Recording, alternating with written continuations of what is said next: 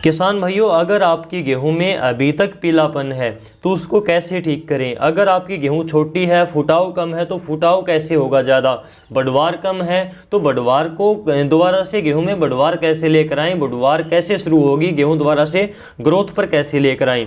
अगर आपके गेहूं में ये सारी चीज़ें हो रही हैं, अगर गेहूं में पीलापन है, फुटाव कम है, बढ़वार कम है, तो उसमें हम खाद का स्प्रे करते हैं। या तो नीचे यूरिया डालते हैं, दूसरी खाद डालते हैं जिंक वगैरह मिलाकर, या फिर हम स्प्रे करते हैं खाद की पोषक तत्वों की। लेकिन इसमें दिक्कत ये आती है कि हम ज़्यादा पोषक तत्वों को, माइक्रो न्यूट्रिएंट्स को एक साथ मिलाकर स्प्रे नहीं कर सकते। जैसे कि NPK के साथ में कुछ लिमिटेड जो माइक्रो न्यूट्रिएंट्स होते हैं, जैसे कि चिलेटेड जिंक है, इस टाइप से हम मिलाकर स्प्रे कर सकते हैं, लेकिन ज़्यादा को नहीं मिला सकते। इसी प्रकार से अगर हम यूरिया का स्प्रे करते हैं जिंक के साथ में, तो जिंक के साथ में हम DAP को मिक्स नहीं कर सकते। तो ये दिक्कतें हमारे सामने आती हैं, और ज़्यादा स्प्रे हम कर नहीं सकते फसल में बार बार, तो उससे कॉस्ट बढ़ जाती है। अगर हम अलग अलग जो स्प्रे करने बैठेंगे फसल में, तो आपकी कॉस्ट काफ़ी ज़्यादा बढ़ जाएगी स्प्रे करने की वजह से। लेकिन एक ऐसा कॉम्बिनेशन जिसके बारे में हम इस वीडियो में बात करेंगे, जिसके अंदर 5 प्रकार के पोषक तत्व आपको मिलते हैं, जो गेहूं की फसल के लिए स्पेशल बनाया गया है।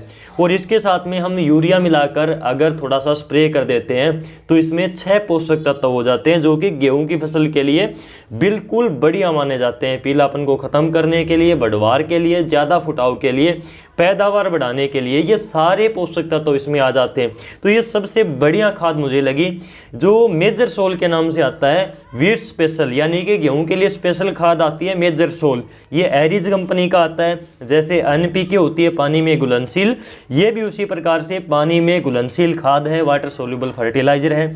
NPK में हमें 2 या 3 पोषक तत्व मिलते हैं, इसमें 5 प्रकार के पोषक तत्व मिलते हैं। इसमें हम यूरिया और मिला देते हैं, तो 6 प्रकार के पोषक तत्व गेहूं को मिल जाते हैं। तो अलग अलग प्रकार के पोषक तत्वों को, खाद को मिलाने की आपको आवश्यकता नहीं पड़ेगी, केवल एक ही स्प्रे से आपका काम हो जाएगा। सारे पोषक तत्व आपकी फसल को, गेहूं को मिल जाएंगे। तो चलिए देख लेते हैं कि इसके अंदर कौन कौन से 5 पोषक तत्व हैं। और इसमें नाइट्रोजन के लिए हमें यूरिया मिलानी है, तो कितनी यूरिया हमें मिलानी पड़ेगी, कितने पानी के साथ में स्प्रे करना है, कितनी जगह में करना है, और सबसे जरूरी कि इसका खर्च कितना आएगा।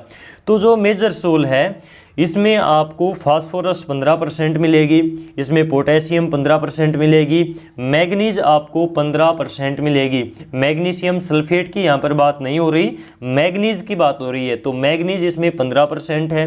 वहीं इसमें जिंक आपको 2.5% मिलेगी, सल्फर भी है इसमें 12%। तो ये इसमें 5 पोषक तत्व आपको मिलेंगे। और आधा किलो मेजर सोल के साथ में आपको 1 किलोग्राम यूरिया को मिला लेना है, यानी कि 500 ग्राम आधा किलो मेजर सोल और 1 किलोग्राम यूरिया, इन दोनों को मिक्स करके, इनको घोलकर 120 से 150 लीटर पानी के साथ में आपको स्प्रे करनी है 1 एकड़ में।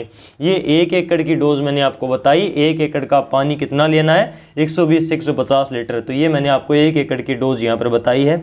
अब बात आती है इसके खर्चे की, कि कितना खर्च आएगा। ये जो मेजर सोल है, ये 340 रुपये का 1 किलोग्राम आता है, यानी कि 1 एकड़ का खर्च आएगा आधा किलो का 170 रुपये। तो 170 रुपये एकड़ का खर्च आएगा, जो कि ज़्यादा नहीं है। अगर हम देखें तो इतने पोषक तत्वों की पूर्ति फसल को हो जाती है। NPK का रेट अगर हम देखते हैं तो उसके मुकाबले में ज़्यादा नहीं है बिल्कुल भी।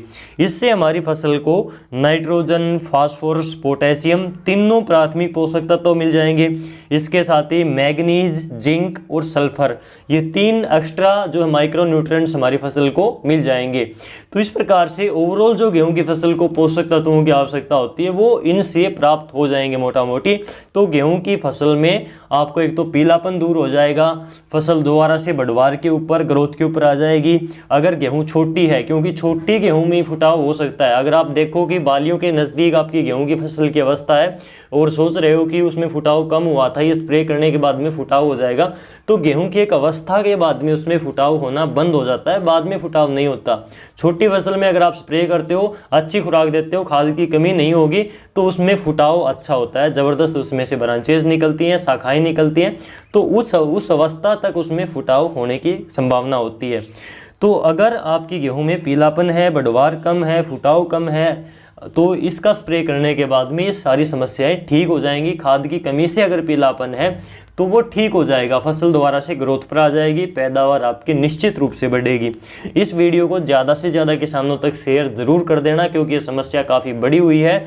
ज़्यादा सर्दी की वजह से फसल नीचे जड़ों से पोषक तत्व जो मिट्टी के अंदर पड़े हुए भी हैं तो उनको भी नहीं उठा पाती, इसलिए स्प्रे के द्वारा पोषक तत्वों की पूर्ति करने से फसल में बढ़वार देखने को तुरंत मिल जाती है, रिजल्ट बढ़िया आता है। तो इस वीडियो को ज़्यादा से ज़्यादा किसानों तक शेयर करें। इसी प्रकार की खेतीबाड़ी की जानकारी के लिए डियर किसान यूट्यूब चैनल को आप सब्सक्राइब कर सकते हो। आज के इस वीडियो में बस इतना ही। नमस्कार।